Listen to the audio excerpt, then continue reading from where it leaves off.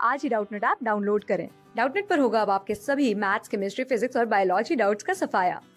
बस अपने क्वेश्चन की फोटो खींचो, उसे क्रॉप करो और तुरंत वीडियो सोल्यूशन पाओ। Download now. आइए देखते हैं जो हमारा सवाल है वो हमसे क्या पूछ रहा है। तो सवाल है component of blood responsible for producing antibodies is. जो हमारे ब्लड के अंदर ऐसे कंपोनेंट्स पाए जाते हैं जो कि एंटीबॉडीज हमें बनाने में मदद करते हैं, हमें उसके बारे में बताना है कि वो आखिरकार कौन सी चीजें हैं। आइए देख लेते हैं हम एक एक करके अपने ऑप्शंस के बारे में और बताते हैं कि उनमें से कौन सा हमारा उत्तर सही है दिए गए सवाल के लिए। बात करते हैं हम थ्रोम्बोसाइट्स के बारे में। सबसे पहले अगर मैं थ्रोम्बोसाइट्स के बारे में बात कर रहा हूं तो जो थ्रोम्बोसाइट्स का हमारा कॉमन नेम होता है वो होता है प्लेटलेट्स। और जो हमारे प्लेटलेट्स होते हैं वो पाए जाते हैं हमारे ब्लड के अंदर। यस, ब्लड के अंदर हमारे प्लेटलेट्स पाए जाते हैं। बात करूं अगर मैं इनके फंक्शन के बारे में तो ये मदद करते हैं हमारे क्लॉटिंग ऑफ ब्लड में। जैसे ही हमारी कोई इंजरी होती है और वहां से ब्लड रिलीज होता है तो सबसे ज्यादा वहां पे जो सबसे पहले पहुंचते हैं वो होते हैं हमारे प्लेटलेट्स और मदद करते हैं, सील करते हैं हमारे जो वहां पे जो कट है उसको और कर देते हैं ब्लड को हमारे क्लॉट। तो ये तो रोल होता है हमारा प्लेटलेट्स का। जैसे कि हमने देखा यहाँ पे इसका कोई रोल नहीं होता है एंटीबॉडीज प्रोड्यूस करने का, तो ये ऑप्शन हो जाता है हमारा यहाँ पे गलत। बात करते हैं हमारे ऑप्शन बी के बारे में जो कि हमें दे रखा है मोनोसाइट्स। अगर मैं बात करूं तो ये हमारा लार्जेस्ट इम्यून सेल होता है हमारी बॉडी के अंदर, मोनोसाइट्स।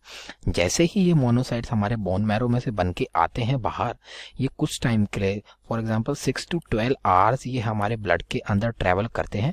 अगर इस बीच में कोई इन्फेक्शन होता है या कोई भी पैथोजन अंदर घुसता है तो सबसे पहले मोनोसाइट्स ही उनको एनकाउंटर करते हैं।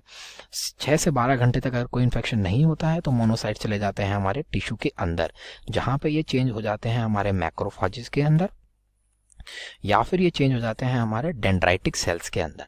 दोनों ही हमारे सेल्स फेगोसाइटिक होते हैं, मतलब कि ये जो फॉरेन पार्टिकल्स हैं उनको एनगल्फ करने के काम आते हैं और उनको डिस्ट्रॉय कर देते हैं। तो ये तो बात हुई हमारी मोनोसाइट्स की। ये एक इम्यून सेल्स हैं बट लेकिन एंटीबॉडीज प्रोड्यूस करने में कोई सहायता नहीं करते हमारी बॉडी की, इसलिए ये हो जाता है यहाँ पे गलत।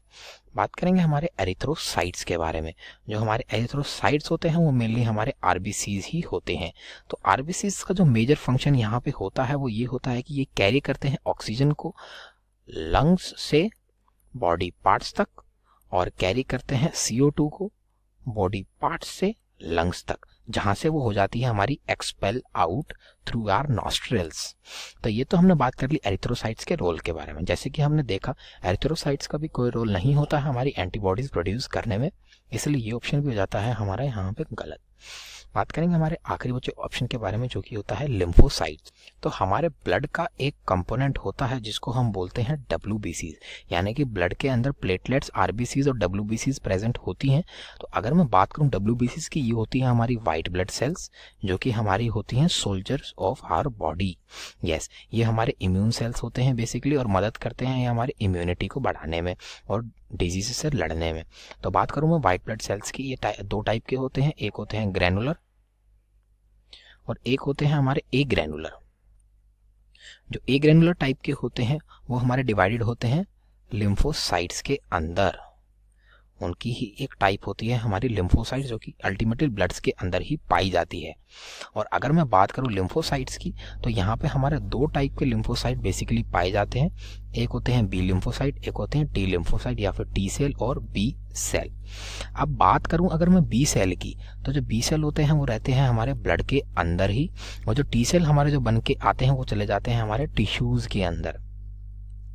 तो जैसे ही क्या होता है कोई भी हमारा पैथोजन या एंटीजन आता है हमारे ब्लड के अंदर तो सबसे पहले जो उनके पास पहुंचते हैं वो जाते हैं हमारे बी सेल।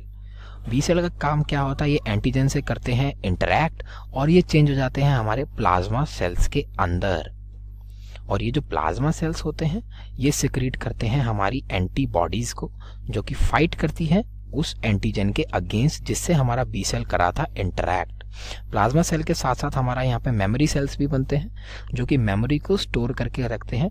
अगर दोबारा से वही एंटीजन दोबारा आता है तो इस बार उसके ज्यादा अंदर पहुंचने से पहले ही अटैक हो जाता है और एंटीबॉडीज बन के बाहर आ जाती हैं।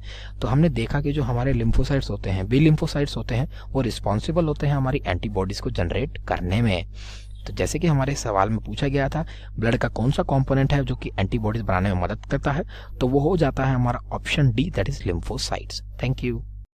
क्लास 6 से 12 से लेके नीट, IIT, जेई मेंस और एडवांस के लेवल तक 10 मिलियन से ज्यादा स्टूडेंट्स का भरोसा। आज ही डाउनलोड करें डाउटनेट ऐप या व्हाट्सएप कीजिए अपने डाउट्स 8400 400 400 पर।